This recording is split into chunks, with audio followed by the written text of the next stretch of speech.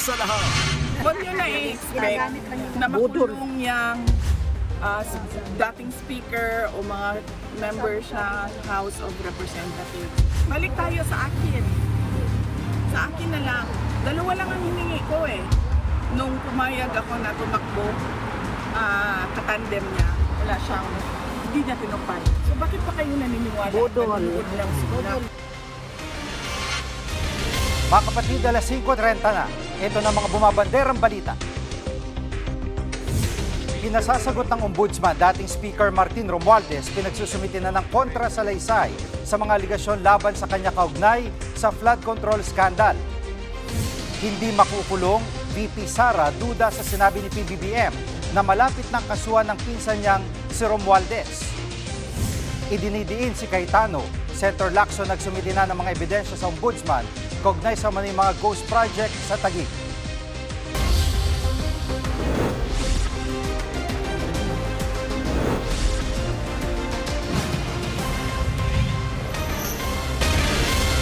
Pinasasagutan ng Ombudsman sina dating Speaker Martin Romualdez at iba pang sinampahan na reklamo kaugnay sa flood control scandal.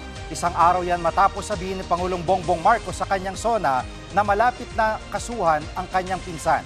Live mula sa TV5 Media Center, nangungun sa balita si News 5 Justice Correspondent Camille Samonte. Camille, kailan plano kaya ni Romualdez sa sumagot at gaano kahalaga ang kanyang sagot sa mga aligasyon? Jiggy, mahalaga ang pagsusumite ng kontrasalaysay. Ito kasi yung magiging pagkakataon ni na dating House Speaker Martin Romualdez at dating Congressman Zaldico at iba pang respondents para depensahan at sagutin itong mga aligasyon laban sa kanila. Kabilang nga ang isusumite nilang kontrasalaysay sa mga susuriin ng Ombudsman bilang prosecutor sa gagawing preliminary investigation. Dito malalaman kung may sapat na basihan para kasuhan ng mga respondent para litisin ng Sandigan Bayan. Jiggy, 15 araw ang ibinigay ng Ombudsman sa mga respondent para maghain ng kontrasalaysay. Sa kanyang ikalimang SONA kahapon, sinabi ni Pangulong Marcos na malapit ng sampahan ng patong-patong na kaso ang dating House Speaker. Masakit man daw ito pero kailangan daw nilang gawin ang tama. Pakinggan natin ang Pangulo. Dumating na tayo sa punto na ayon sa Ombudsman ay malapit na ang paghain ng patong-patong na kaso laban sa dating Speaker. Masakit man sa akin ito, ngunit kailangan nating gawin ang tama. Hindi ako Pangulo ng aking pamilya. Hindi ako Pangulo ng aking kaibigan.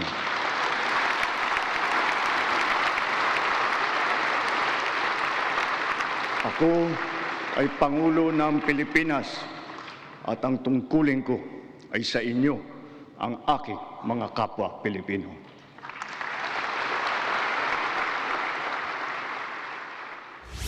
At Camila, ano mga mabibigat na basihan sa mga isinampang reklamo laban kay Romualdez? Jiggy, naghain ng reklamo para sumailalim sa preliminary investigation ng Ombudsman. Itong sina Romualdez at co at iba pa. Batay raw sa ebidensyang nakalap nila ay nakatanggap daw umano ng kickback mula sa flood control project si Romualdez. Nagsabwatan umano itong sina Romualdez at co para magkamal ng ill-gotten wealth na aabot sa 56 billion pesos mula 2022 hanggang 2025. Malaking bahagi raw ng halagang ito ay inihatid umano ng dating speaker gamit ang mga maleta. Idinaan din umano ang bahagi ng kickback sa iba't ibang kumpanya na pagmamay-ari ng dating House Speaker at kontrolado ng malapit niyang kaibigan. Dahil dito kasama ang money laundering sa reklamo laban sa kongresista. 5 kumpanya raw ang pinaglagakan ng pera. Ito raw ay pagmamay-ari umano ng kaibigan at fraternity brod ni Romualdez na si Jose Raulito Paras. Jiggy. At Camille, may payag na bang Ombudsman kaugnay ng pagbanggit ng Pangulo sa kanyang pinsan sa SONA kahapon?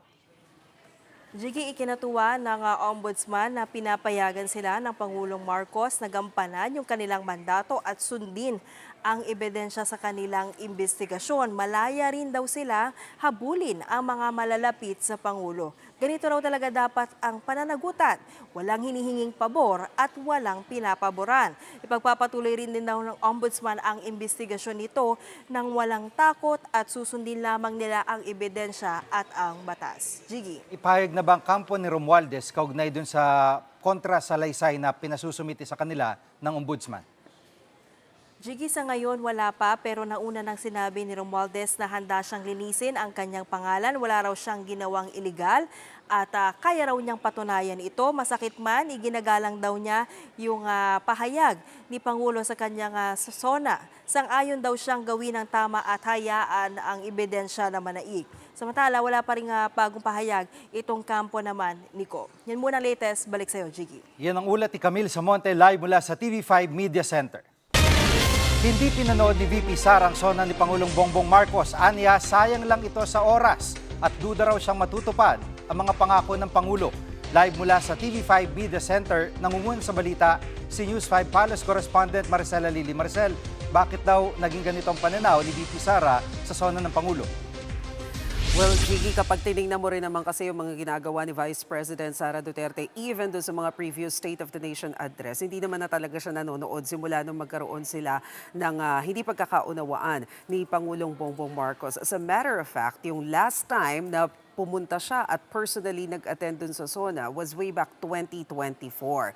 So, nagkaroon nga ng panayam kay Vice President Sara Duterte habang naroroon siya sa The Hague kasi turn niya na ngayon na bumisita sa kanyang tatay. Alam natin na may agreement sila among families na magte-take turn sa pagpunta sa The Hague. So, in-interview siya doon ng kanyang mga supporters. Doon niya sinabi na hindi niya pinanood ang SONA ni PBBM.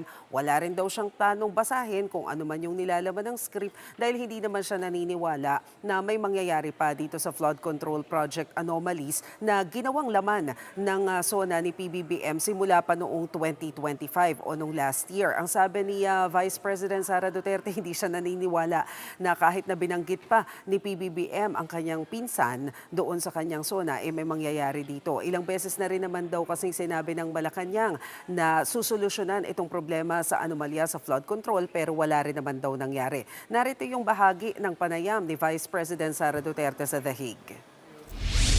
Hindi ako nanood ng SONA like last year and wala akong planong basahin ang nilalaman ng SONA o kahit man lang summary dahil I truly believe it is a waste of time of the Filipino people. At Maricel, tingin na ni VP ay tila ba mapapako lang itong mga pangako ng Pangulo? Well, yan ang sinabi niya dun sa pahayag niya sa The Hague, Jiggy. Kasi ang pinaghuhugutan naman dito ni Vice President Sara Duterte, base sa kanyang kwento, noon daw kumandidato siya bilang katandem ni Pangulong Bongbong Marcos noong 2022 presidential elections. May dalawang bagay daw siya na hiniling kay PBBM. Hindi niya sinabi kung ano yung isa, pero yung isang sinabi niya may kinalaman sa personal issues para maalagaan niya yung kanyang mga anak dahil nanay din naman siya. Hindi lang naman siya Vice President. Hindi daw yun natupad. Pero set aside daw yung personal issues. Balikan daw yung 20 pesos na bigas. Ano na raw bang nangyari doon? Pangalawa pang ipinunto ng bise, ano bang nangyari doon sa sinabi daw ng Malacanang na merong makakasuhan na big fish na involved dito sa flood control projects bago magpasko nitong nakaraang taon. Wala rin naman daw nangyari. Kaya ngayon, duda si Vice President Sara Duterte kung meron pa daw matutupad sa mga pangako ng Pangulo. Narito ang sinabi ni VP Sara. So wag nyo na i-expect na makulong yung dating speaker o mga members ng House of Representatives. Doon tayo sa 20 ang bigas. Tinupad ba hindi? May makukulong before Christmas. Tinupad ba hindi? Wala. So bakit pa kayo naniniwala at nanonood ng SONA? At Maricel, ano naging reaksyon ng mga mambabatas at mga miyembro ng gabinete sa SONA ng Pangulo? well, magkakaiba sila as expected ng ratings o ng grade na ibinigay kay Pangulong Bongbong Marcos. Simulan natin sa kapatid ni Pangulong Marcos, kay Senadora Amy. Siyempre, sinabi niya, budo lamang tong mga sinasabi ng kanyang kapatid doon sa kanyang SONA. Wala din naman daw nangyayari doon sa mga involved sa corruption. Kahit pa sinabi niya noong 2025 SONA na mahiya naman kayo. Pero siyempre, para naman kay Senadora Risa Ontivero, 7 out of 10 ang grade niya dito kay Pangulong Marcos pagdating doon sa kanyang SONA. Meron lang siyang hinahanap na mas malinaw at mas konkretong direksyon daw sana na tatahakin ng Pilipinas sa nalalabing termino ng Pangulo. Pakinggan natin yung sinabi ni Senadora Risa Ontiveros. Pwede sanang mas bold pa saang mga direksyon gusto niyang tawagin ang mamamayan na tumahak tayo para itong krisis ma-convert natin na isang oportunidad. Para naman kay Senador Zubiri, 9 out of 10 ang grado niya kay PBBM. Ang pinaka nagustuhan niya na ipinunto ng Pangulo rito ay tungkol doon sa paniningil ng kuryente o yung systems loss na sinisingil doon sa mga customers. Dahil matatandaan natin doon sa SONA ng Pangulo, binigyang diin niya na hindi dapat ipinapasa sa consumer itong systems loss dahil hindi naman kasalanan ng mga consumer para singilin pa sa kanila yung dagdag bayad na ito. Narito yung sinabi ni Senator Zubiri.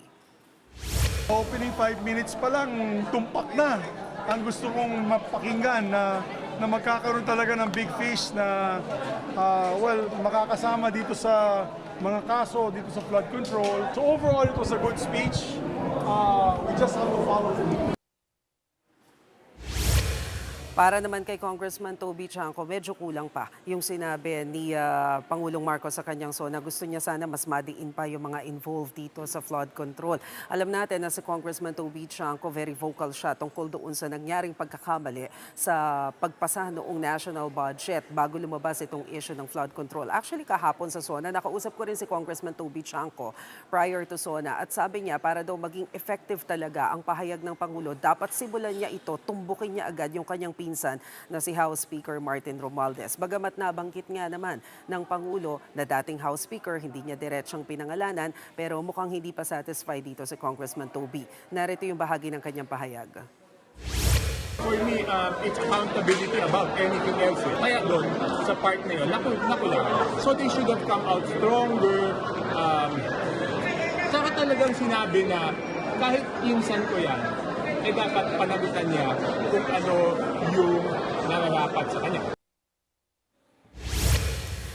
Para naman kay Executive Secretary Ralph Recto, tamang timpla lang. Itong inilatag na SONA ng Pangulong Marcos, nag-uulat, nanggugulat, pangkaraniwan daw yan para sa SONA. Pero syempre marami pa sanang inaasahan si ES Recto na maisasama pa dito sa SONA dahil napakarami naman daw na nangyari sa administrasyon ng Pangulo. Pero hindi naman kasi pwedeng isama lahat doon sa ikalimang SONA ni PBBM dahil ayaw din nilang maging telenovela ito. Jiggy. Maricel, ano naging sagot ng Malacanang sa mga kritisismo sa SONA? Alam mo, we tried to get the reaction of Palace Press Officer Undersecretary Claire Castro about the criticisms, especially yung kay Vice President Sara Duterte. But surprisingly, very quiet ang Malacanang ngayon, which is very unusual. Kasi Jiggy, every time na tinatanong namin si Yuse Castro ng reaksyon ng mga pahayag ni VP Sara, napakabilis nitong sumagot. Pero ngayon, buong maghapon, tahimik. Hindi siya nagbibigay ng reaksyon tungkol dito sa naging pahayag ni Vice President Sara Duterte. I can only assume na baka gusto ng Malacanang na mabigyan muna ng highlight yung mga pahayag ni PBBM doon sa kanyang SONA kahapon. Pero I can only assume kasi nga hindi talaga nagre-reply si Yuse Claire Castro for today. But prior to SONA, meron na rin namang naging pahayagang Malacanang encouraging si Vice President Sara Duterte na pakinggan at i-monitor din kung ano yung sasabihin. Dahil lagi rin naman siyang binabatikos ng Malacanang na baka kaya hindi niya alam kung ano yung mga ginagawa ng administrasyon kasi baka talaga namang hindi inaalam. Yan muna ang latest. Balik sa iyo, Jiggy. Yan ang ulat ni Maricel Alili live mula sa TV5 Media Center. Susunod, Pangulong Bongbong Marcos bumisita sa baluarte ng mga Duterte. Diyan lang kayo mga kapatid, dapat una sa lahat.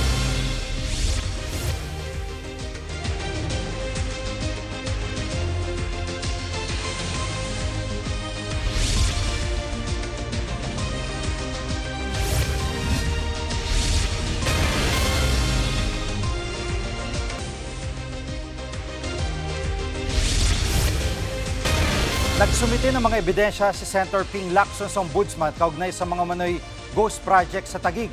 Handa naman daw si Senator Alan Peter Cayetano na humarap sa investigasyon. Live mula sa Senado, nangunguna sa balita si mobile journalist Mermon Reyes. Mermon, ano raw mga nadiskubre ni Lacson sa mga proyekto sa Taguig?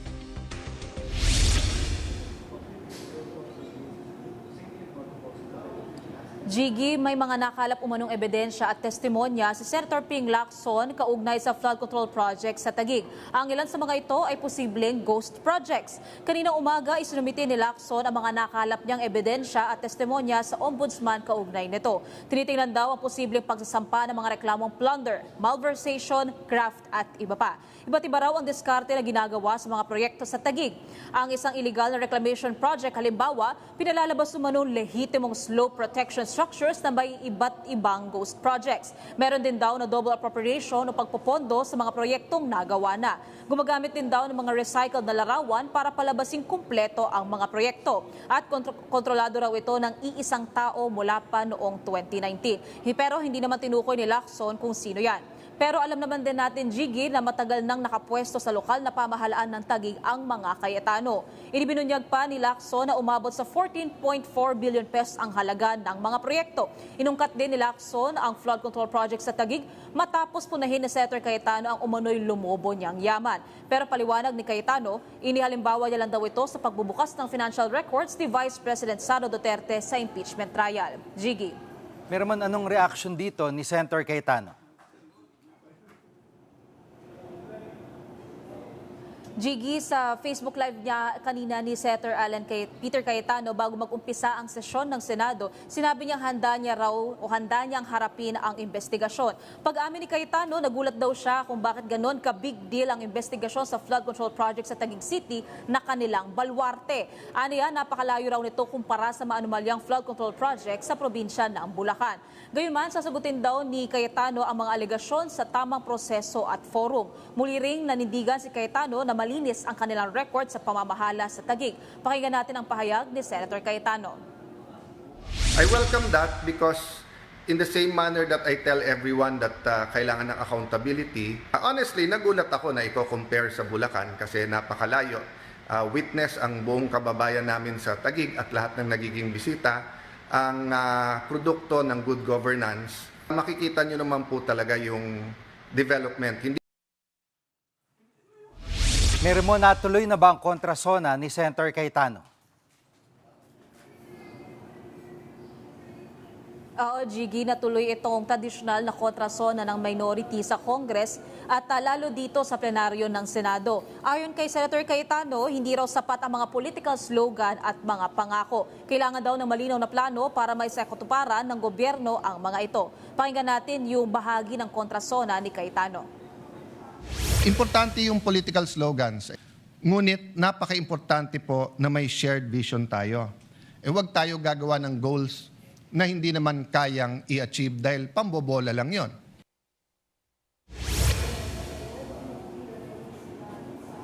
Jiggy, tinukoy naman ni Cayetano ang isyu ng korupsyon bilang pinakamalaking usapin ngayong taon. Nanawagan siya ng tunay na reforma at hindi lang daw puro palitan ng sisi. Tila may pasaring din si Cayetano sa Pangulo.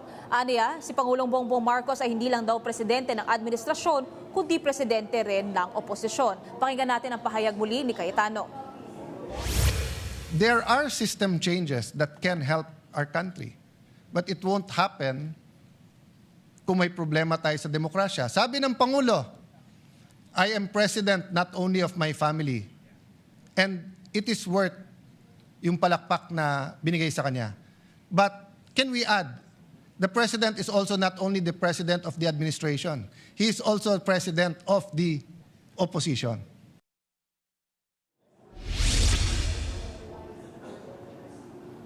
Tiyan muna ang latest mula rito. Balik sa iyo, Jiggy. Yan ang ulat ni Mermon Reyes live mula sa Senado. Bumisita sa baluarte ng mga Duterte si Pangulong Bongbong Marcos isang araw matapos ang kanyang sona.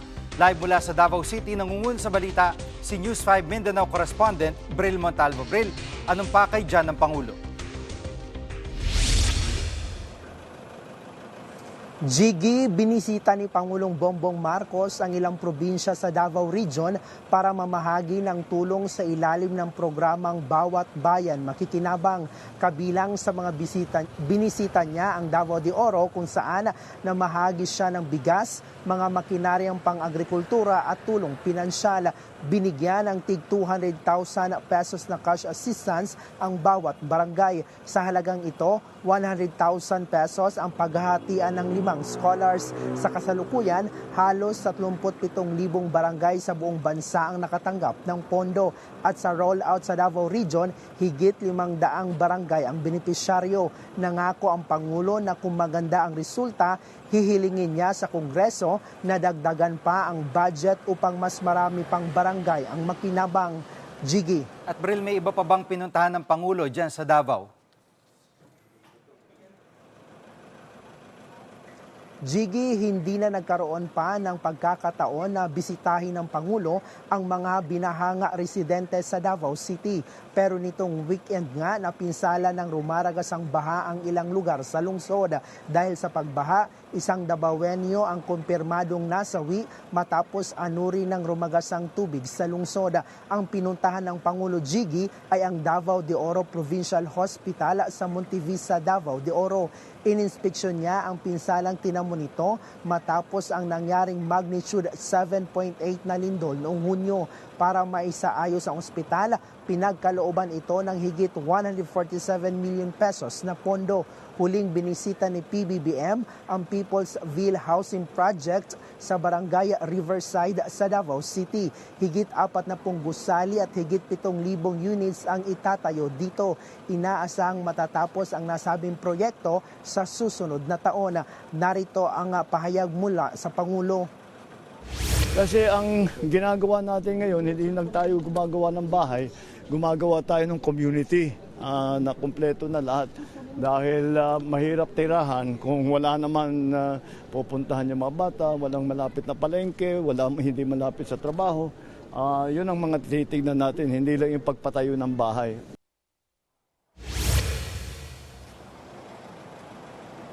Yan muna ang latest. Balik sa iyo, Jiggy. Yan ang ulat ni Bril Montalvo live mula sa Davao City.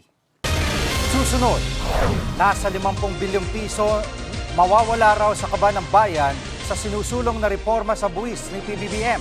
Huwag kayong bibitiw, dapat una sa lahat.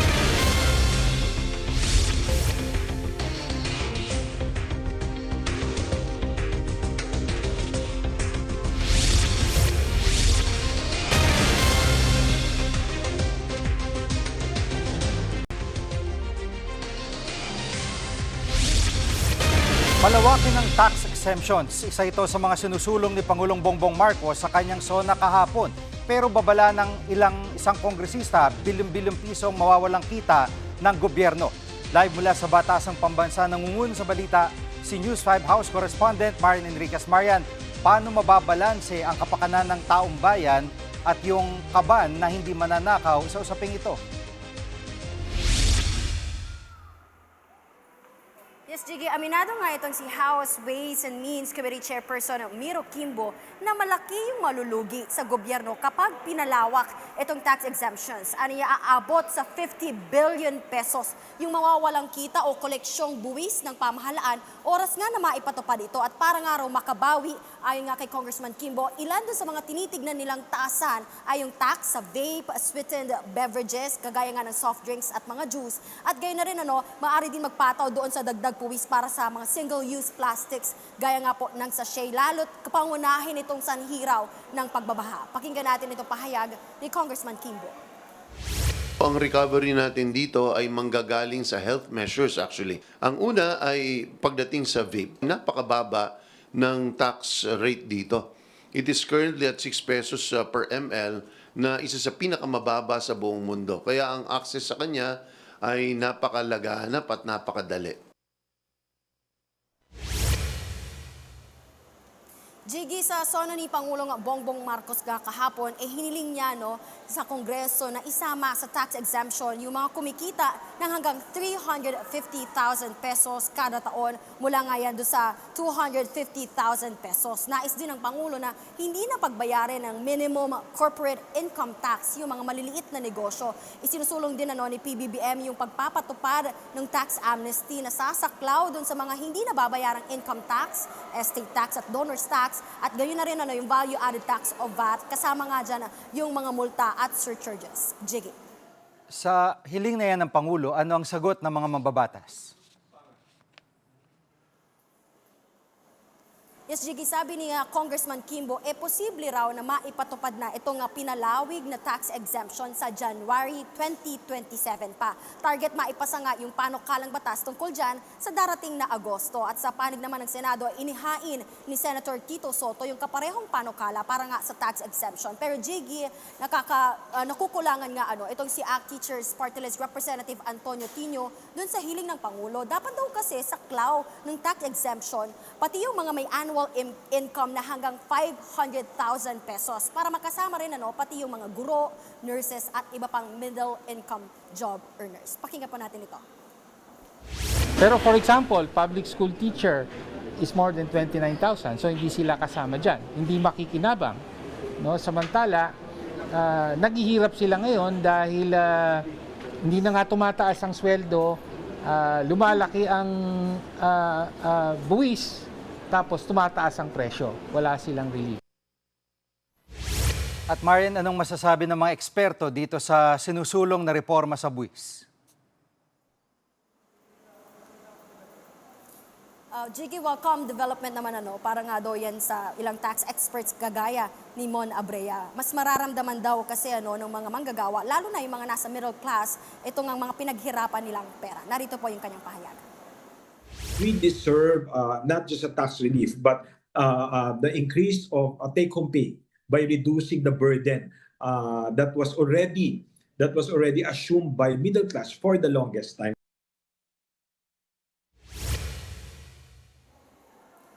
Samantala, Jiggy, ilan nga doon sa mga dinagdag din ng makabayan, sana raw nabanggit ng Pangulo kahit yung pagpapaalis or pagtanggal ng VAT, excise tax and yung VAT doon sa mga pangunahing bilihin. Ganyan din yung inaasahan sana ng akbayan na si Congressman Percy Sandanya na sana raw ang sinabi ng Pangulo sa kanyang SONA, kaltasan yung sinisingil na VAT from 12%, gawin sana itong 10%. Samantala, Jiggy, doon nga sa usapin itong tax relief measures, inaasahan na maghahain din ng panukalang batas ang House leadership kaugnay niya. Yan muna ang latest dito sa Kamara. Balik sa iyo, Jiggy. Yan ang ulat ni Marian Enriquez live mula sa Batasang Pambansa. Sa ibang balita, tinanggi ni NBI Director Melvin Matibag na may mansion siya sa Amerika. Yan ay matapos kumalat online ang ulat na pag-aari niyang isang property na milyon-milyon dolyar ang alaga. Fake news daw yan ayon kay Matibag. Kapangalan lang umano niya ang tunay na may-ari ng mansyon. Git ni Matibag, nais lang sirain ang kanyang kredibilidad bilang testigo sa impeachment trial ni VP Sara. Pinag-aaralan na raw niya ang pagsasampa ng reklamo laban sa mga nagpapakalat ng maling impormasyon. And I categorically deny, wala kaming properties sa abroad. Yung properties namin are all declared on my SALN. And you can get the copy of my SALN. Nandiyan dyan naman yan. Nandun lahat yan. It so happen, ang pangalan talaga ng may-ari, Melvin Matibag, but his name is Melvin Behosano Matibag, who is married to Ana Marie Laman. Susunod, DOE aminadong magiging hamon ng utos si PBBM na alisin ng systems loss charge sa electric bill. Huwag kang bibitiw, dapat una sa lahat.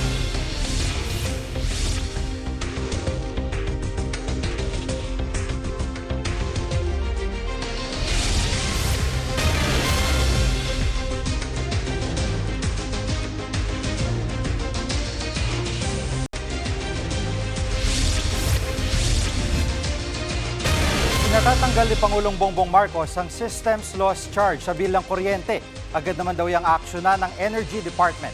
Live mula sa TV5 Media Center, nangunguna sa balita si Gerard de la Peña. Gerard, anong hakbang gagawin ng DOE sa pagtatanggal nitong systems loss charge?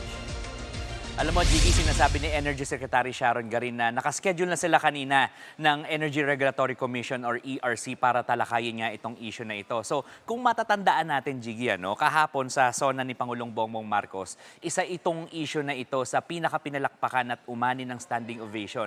Ito yung nang binanggit niya na dapat nga wala na itong system loss sa ating electricity bill. So, ano ba itong system loss na ito? Ito yung kuryenteng nawawala o nasasayang dun sa process ng pagde-deliver ng kuryente sa atin. So, mula dun sa mga power plants, papunta sa mga distribution utilities katulad ng Meralco, papunta sa ating mga kabahayan at sa mga establishmento. So, in that process ng pagde-deliver ng kuryente, meron at merong nasasayang na kuryente. Ibang usapan pa yung mga kuryenteng nananakaw. So, may kita itong magre-reflect itong system loss sa ating mga electricity bill. So, kung makita ninyo yung mga Meralco bill ninyo, nakaspecify dyan kung magkano ito. At normally, ito 5 to 10% noong per kilowatt hour na rate na nakukonsumo natin. So, pakinggan natin ang pahayag ni Energy Secretary Sharon Garin. Kung pagbawas ng presyo ang usapan, sa aking palagay, panahon na para tanggalin na natin ang systems loss na pinapasa sa consumer.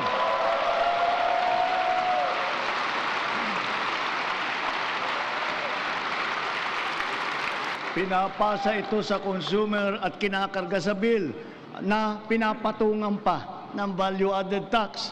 Hindi naman kasalanan ng consumer kung bakit nagkaroon ng systems loss. Kaya hindi naman tama na kailangan sila pa ang pagbabayarin dito. We demand for the immediate amendment of the EPIRA. Pagtatama lang, Jiggy, yun ay si Pangulong Bongbong Marcos dun sa isang bahagi ng kanyang SONA kahapon. So, sinabi ni Energy Secretary Sharon Garin na medyo masalimuot itong prosesong ito ng pagtatanggal ng system loss sa ating mga electricity bill. Kasi maraming kailangan kausapin dito. Bukod pa sa ERC, kailangan din kausapin ng NEA o yung National Electrification Administration. At syempre, kailangan daw isa-isahin yung daan-daang mga electric cooperatives at mga distribution utilities.